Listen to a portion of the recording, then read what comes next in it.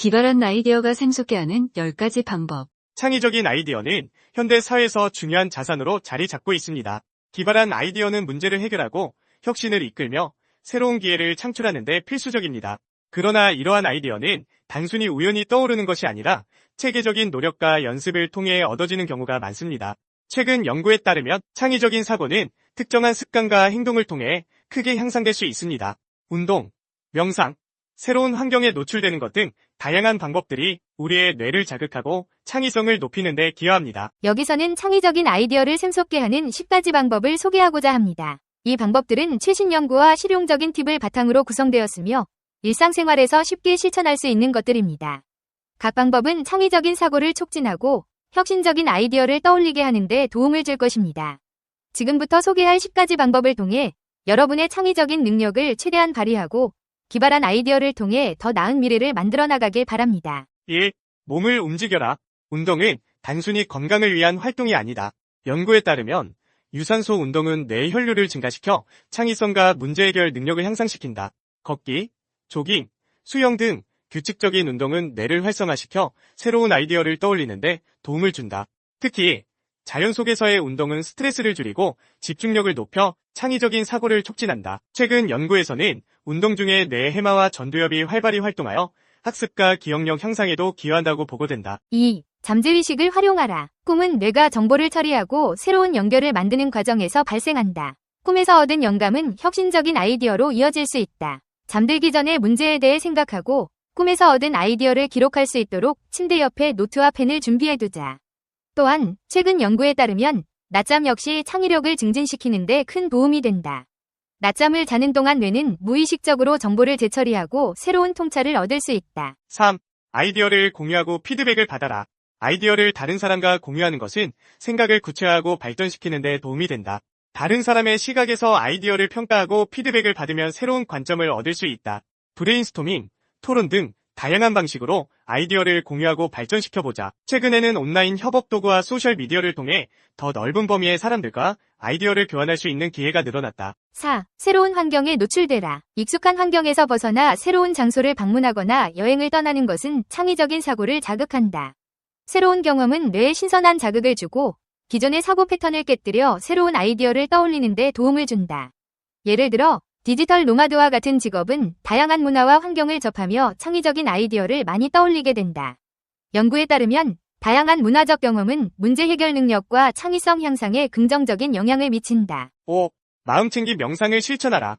마음챙김 명상은 현재의 순간에 집중하고 생각과 감정을 알아차리는 연습이다.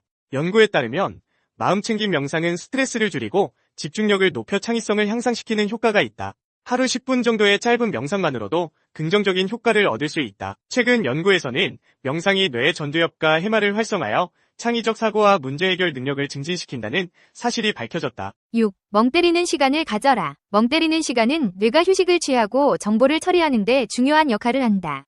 멍 때리는 동안 뇌는 외부 자극에서 벗어나 자유롭게 생각을 펼칠 수 있으며 이는 창의적인 아이디어로 이어질 수 있다. 현대사회에서 디지털 디톡스를 실천하는 것도 유용하다. 스마트폰과 컴퓨터에서 벗어나 자연 속에서 시간을 보내는 것은 창의적 사고를 촉진하는 데 도움이 된다. 7. 다양한 분야의 지식을 쌓아라.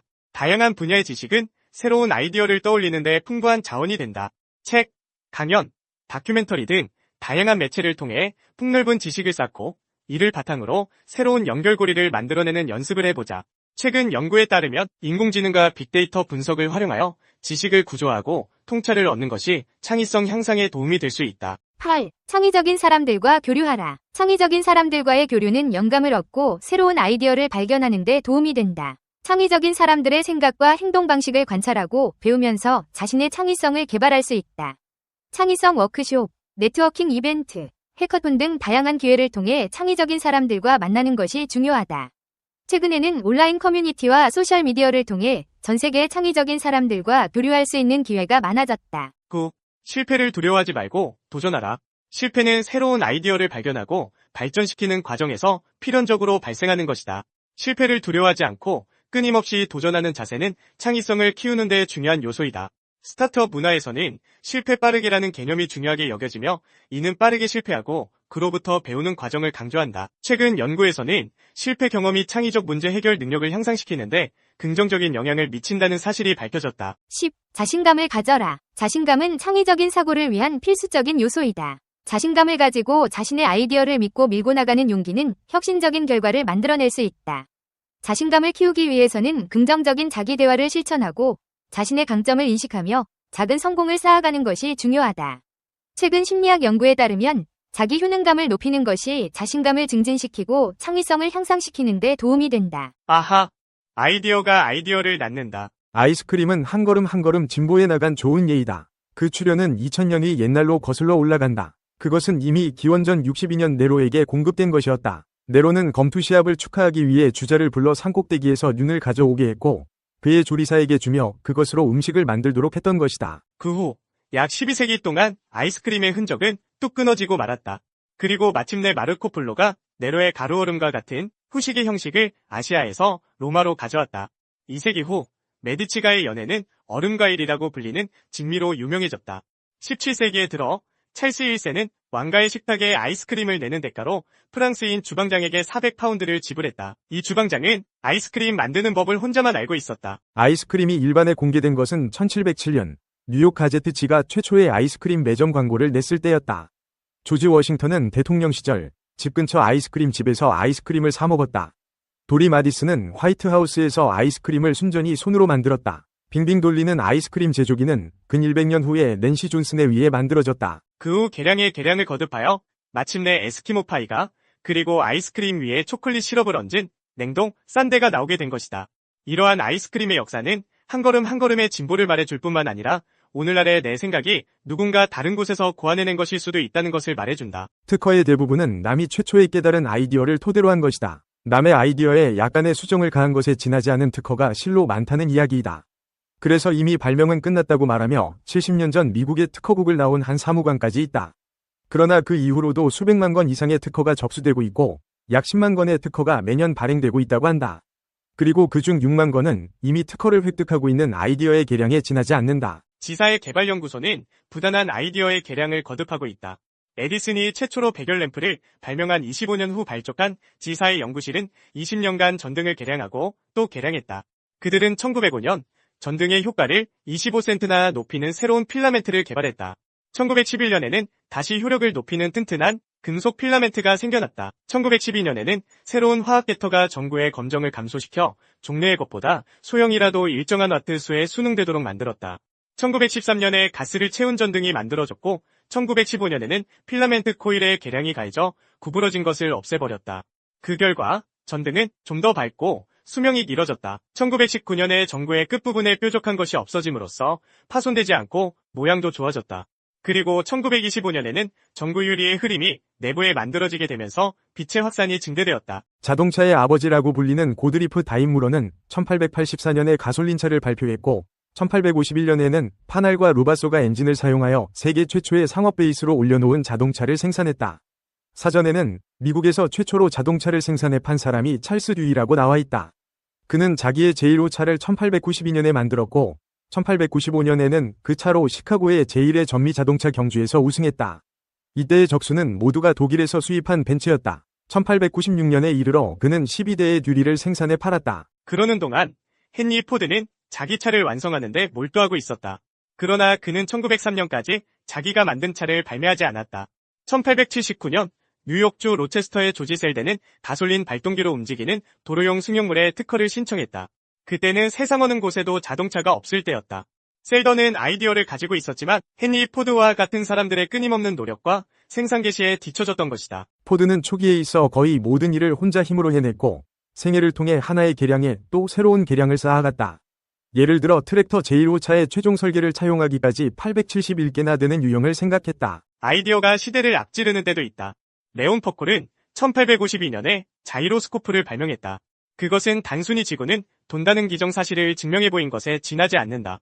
그러나 엘마 스페리가 회전 나침반을 발명하자 그것은 항공 및 항해술에 없어서는 안 되는 것으로 당장 그 진가를 인정받게 되었다. 버트프 톰프슨이 1845년 공기 타이어를 고안했을 때는 전혀 그 필요를 인정받지 못했으나 그 후 존 보이 달롭이 톰프슨의 발명을 개량한 타이어를 발표했을 때에는 그것이 발전하는 자동차의 수요와 시간이 맞아 떨어져 인정을 받았다. 또 어떤 아이디어가 진가를 발휘하려면 다른 아이디어의 출현을 기다려야 할 때도 있다.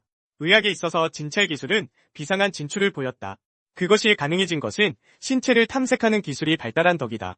폐결핵 진단은 X선의 형광판에 의해 흉과 안을 순식간에 투시해 볼 수 있게 되어서야 비로소 비약적으로 발전했다. 활동하고 있는 기관의 기능을 관찰하도록 하니 내시 카메라는 계량에 계량을 거듭해 결과를 얻은 좋은 예이다. 기본 아이디어는 렌트겐이 고안한 것이고 후에 에디슨이 개량했다. 그 후 다시 칼 파다슨이라는 무명의 인물이 자택 실험실에서 새로운 소재를 개발한 결과 X선의 형광판이 탄생되었다. 이렇게 뒤를 이어 생겨난 혜택은 이루 헤아릴 수 없다. 무릇 신이 맷돌은 회전이 느리다. 아이디어의 진보 또한 흐지부지하다. 인간이 불을 발견한 후 수천 년이 지나는 동안 요리는 전혀 진보가 없었다. 그러나 장작을 때는 렌지가 발명되고 얼마 안 되어 그것은 석탄렌지, 가스렌지, 전기렌지로 개량되었다. 지금의 전자레인지는 5파운드의 고기를 4분에, 생새우를 75초에, 케이크를 35초에, 옥수수를 15초에 조리한다. 회니, 파마가 새로운 조리 지도법을 고안하기까지 조리법에는 전혀 개량이 없었다. 그녀는 종래에 차 수저 가득한 한술이라든가 적당히 맛을 낸다는 시계 조리법을 차 수저들, 바닐라 7방을 시계 표현으로 바꿨었다. 부인 잡지는 바로 그녀의 조리법을 따르게 되었다. 다시 1936년 마콜지는 조리 사진을 인쇄해 획기적인 개량을 실시했다. 다른 잡지들도 그것을 따랐다. 그러나 한편으로 미국 여성들에게도 커다란 변화가 있었다. 대부분의 딸들은 부엌에서 어머니를 조금도 돕지 않고 학교를 나오면 곧바로 취직하게 되어 감자 깎는 법, 달걀 삶는 법 등을 모르는 채 결혼하였다. 따라서 그녀들은 부인 잡지의 재료와 양을 보고 조리했다. 개인적인 연구에는 오랜 시간이 걸린다. 따라서 도중에 낙담해서 내던지지 않도록 해야 한다. 발명은 진지한 개량에 의해 완전해진다. 긴 단계가 그 자체로 하나의 발명이다. 피아노 조율사였던 타자기 발명가 크리스도 쇼루즈의 예를 들어보자. 1867년 그는 완성된 타자기를 사용해서 제임스 댄스모이에게 편지를 보냈다. 댄스모이는 이 발명품에 자금을 대기로 했지만 아직도 결점투성이인지라 눌루즈는 다시 5년 동안 개량을 거듭해야 했다.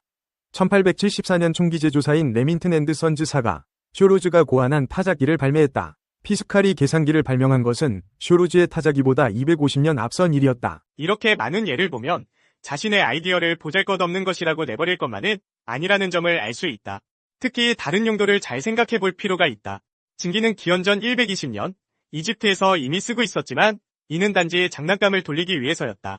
만일 그것을 고안한 알렉산드리아인이 이에 만족하지 않고 다른 용도, 특히 노동력을 경감하는 데 증기를 이용할 수 없을까를 생각했다면 이후 16세기 동안 증기의 혜택을 모르지는 않았을 것이다. 창조적인 사람들은 이렇게 말한다. 상상을 자극시키고 관심과 의문을 품고 일이나 기계 등의 모든 것을 바라보도록 하라. 이것만으로도 좋은가? 더욱 좋게 하려면 어떻게 해야 하는가 등을 생각해야 한다. 인간이나 기업이 번영하고 성공한 후에 빠지게 되는 최대의 위험은 과거의 것에 그대로 머무르며 변화하는 미래를 내다보지 못하는 것이다. 부단히 번영을 원한다면 아이디어, 기술, 제품, 설비, 서비스도 항상 보다 좋은 것이어야 한다.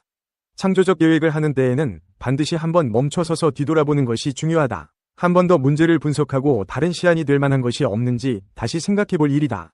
전진하는 방향이 올바르더라도 돌아가는 수가 있다. 상상은 곧 탈선에서 사색이라는 열차를 전복시키는 것이기 때문이다. 이 비디오가 유용했다면 좋아요와 구독 버튼을 눌러주세요.